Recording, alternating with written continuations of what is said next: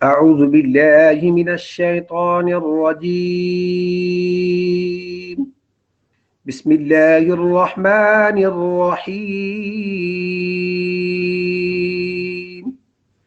شهر رمضان الذي أنزل فيه القرآن هدى للناس وبينات من الهدى والفرقان فمن شهد منكم الشهر فليصم ومن كان مريضا أو على سفر فعدة من أيام أخر يريد الله بكم اليسر ولا يريد بكم العسر ولتكملوا العدة ولتكبروا الله على ما هداكم ولعلكم تشكرون صدقت یا رب العالمین۔ اس آیت کی پہلے حصے کی تفسیر جو ہے پارٹ 1 وہ آپ سماعت فرما چکے ہیں۔ ابھی دوسرے حصے کی جو تفسیر ہے وہ بیان کی جا رہی ہے۔ ہم لفظ پہنچے تھے فیہ القرآن کہ رمضان کا وہ مہینہ کہ جس میں قرآن نازل کیا گیا۔ لفظ قرآن قراءتن سے مشتق ہے اور اس کا مطلب ہوتا ہے پڑھنا۔ قرآن کو بھی قرآن اس لیے کہتے ہیں کہ قرآن سب سے زیادہ یہ پڑھا جاتا ہے، بار بار پڑھا جاتا ہے، اس لیے قرآن کو قرآن کہتے ہیں۔ اس کے اعزاز یہ ہے کہ اس کے شروع کے اندر بھی اللہ تعالیٰ نے فرما دیا کہ لا ریب فی، اس میں کوئی شک نہیں ہے۔ یہاں سوال ہوتا ہے کہ شک کرنے والوں نے تو شک کیا، مشرکین مکہ نے کہا کہ یہ کلام آپ نے اپنی طرف سے گھڑا ہے تو یہ اللہ کا کلام نہیں ہے۔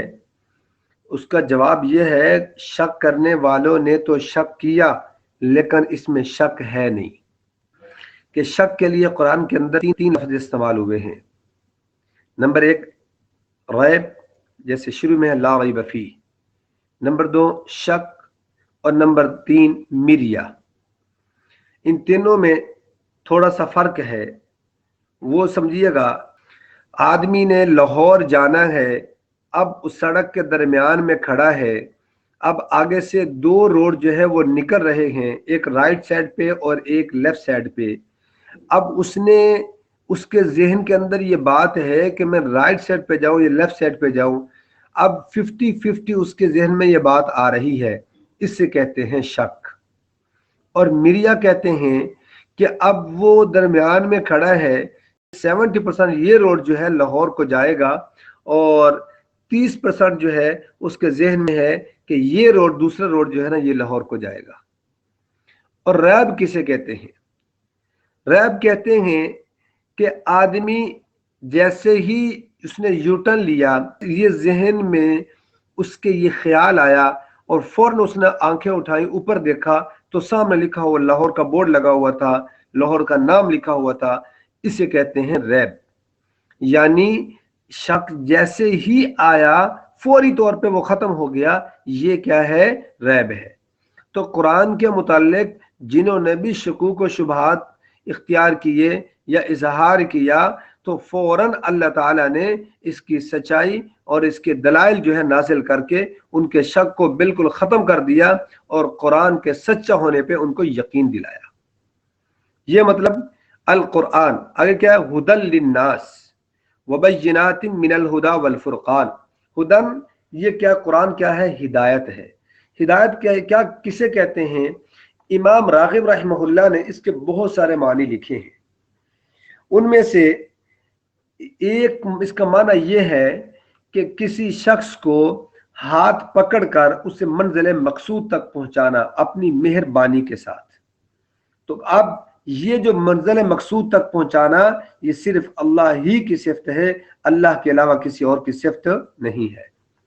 اب یہاں قرآن نے کہا کہ ہدی للناس، قرآن تمام لوگوں کے لیے ہدایت ہے، جبکہ شروع کے اندر آتا ہے کہ ہدی للمتقین، قرآن تو متقی لوگوں کے لیے ہدایت ہے۔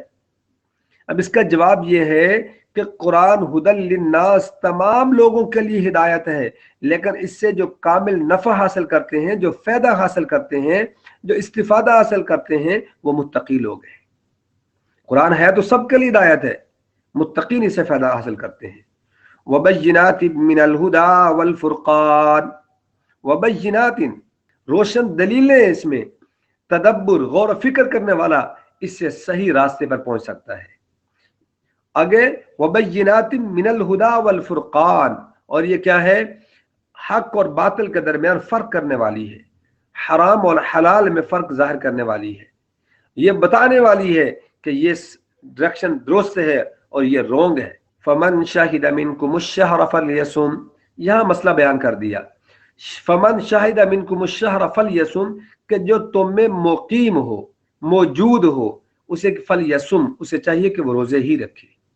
امر کا صیغہ یہاں کر دیا، کیوں؟ اس سے پہلے جو بات تھی کہ وعلی الذین یطیقونہ فدیہ، وہ جو رعایت تھی اس کو ختم کر دیا، کہ پیچھے تھا کہ جو روزہ رکھ سکتا ہے ٹھیک ہے، جو روزہ نہیں رکھتا، اس کا دل نہیں کرتا، وہ فدیہ دے دے۔ لیکن یہاں کیا فرمایا کہ وہ حاضر ہو، سفر میں نہ ہو، گھر میں مقیم ہو، تو پھر وہ کیا کرے گا؟ فلیصم، وہ روزہ ہی رکھے گا، فدیہ آپ ادا نہیں دے سکتا۔ ومن کان مریضا او علی سفر فعدۃ من ایام اخر، ہاں کوئی شخص مریض ہو یا سفر میں ہو تو پھر وہ رمضان کے بعد جتنے روزے اس کے رہ گئے ہیں وہ اس کی مدت پوری کرے گا۔ ہاں ایک بات ذہن میں رکھیے گا یہاں پر کہ مریض ایسا اس کو مرض لاحق ہو کہ اب اسے یقین ہو جائے کہ اس مرض سے مجھے نجات حاصل نہیں ہوگی، میں اس مرض سے ٹھیک نہیں ہو سکتا، یہ لا علاج بیماری ہے۔ رمضان کے بعد جتنے اس کے روزے رہتے ہیں 2 kg گندم کے حساب سے وہ 1 روزے کا فدیہ دے گا، اور 1 روزے کا فدیہ یعنی اگر اس کے 5 روزے رہتے ہیں، فار ایگزامپل 10 روزے رہتے ہیں تو 5 روزے رہتے ہیں تو 10 kg گندم بن گئی، اگر اس کے 10 رہتے ہیں تو 20 kg گندم بن گئی، یا اس کے حساب سے وہ کسی کو پیسے دے دے گا۔ اگر اس کی حیثیت ہے کھجور کی تو پھر کھجور کے حساب سے وہ فدیہ ادا کرے گا، اگر کشمش کی اس کی حیثیت ہے کشمش کے حساب سے وہ فدیہ ادا کرے گا، اور اسی طرح اگر جو کی اس کی حیثیت ہے جو کے حساب سے وہ فدیہ ادا کرے گا۔ یرید اللہ بکم اليسر ولا یرید بکم العسر، اللہ تمہارے ساتھ آسانی چاہتے ہیں، مشکل نہیں چاہتے، دین آسان ہے، الدین کلہ یسر، دین سارا کا سارا آسان ہے۔ اب اللہ کیا مطلب؟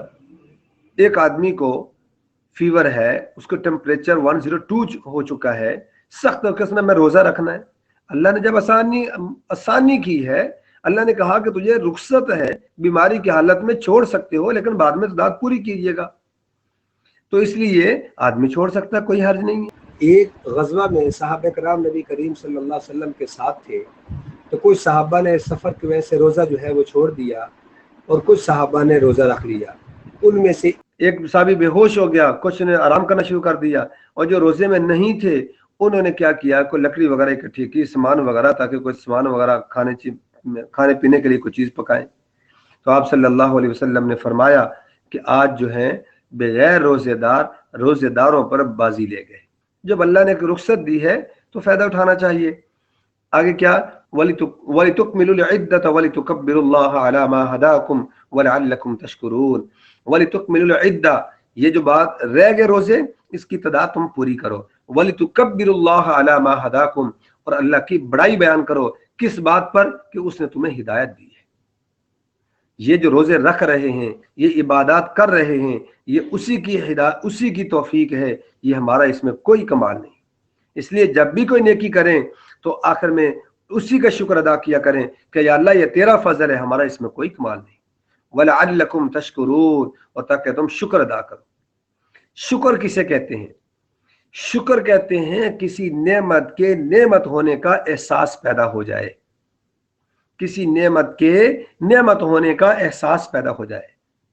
اصل میں انسان کی جو دل کی کیفیت ہے، اس کیفیت سے وہ ایک جیسے پانی کا چشمہ نکلتا ہے نا، اوپر زور سے ایسے نکلتا ہے، تو انسان جب اللہ کی نعمتیں اس کو نظر آتی ہیں تو شکر اس کو، جب اللہ کی نعمتیں اس کو نظر آتی ہیں تو پھر انسان اللہ کی تعریف بیان کرتا ہے، شکر ادا کرتا ہے، اس کی زبان سے بے ساختہ اس کے شکر کے الفاظ نکلتے ہیں۔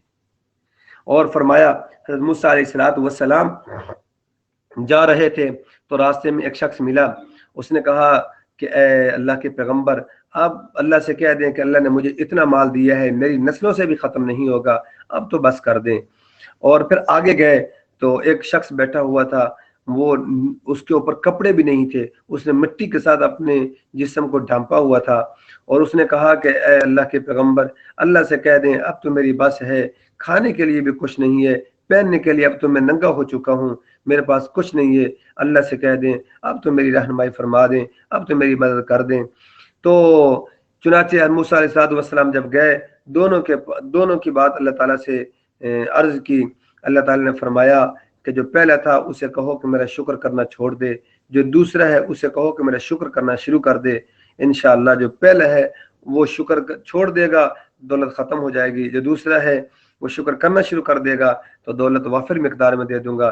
چنانچہ جب واپس آئے تو پہلا جس کے پاس کپڑے بھی نہیں تھے ان سے کہا کہ آپ شکر کرنا شروع کر دو، اس نے کہا میرے پاس ہے کیا کہ میں شکر ادا کروں؟ چنانچہ وہ جو اس نے ریت ارد گرد کی وجہ سے اپنے جسم کو ڈھانپا ہوا تھا، وہ ہوا تیز چلی، وہ ریت بھی اڑ گئی، وہ ننگا بیٹھا ہوا ہے۔ اور پھر جو پہلا تھا جس نے کہا بہت دولت ہے میرے پاس، جب ان کے پاس آئے تو ان سے کہا کہ آپ شکر کرنا چھوڑ دو، اس نے کہا اس نے مجھے اتنی نعمتوں سے نوازا ہے، میں اس کا شکر ادا کرنا کیوں چھوڑ دوں؟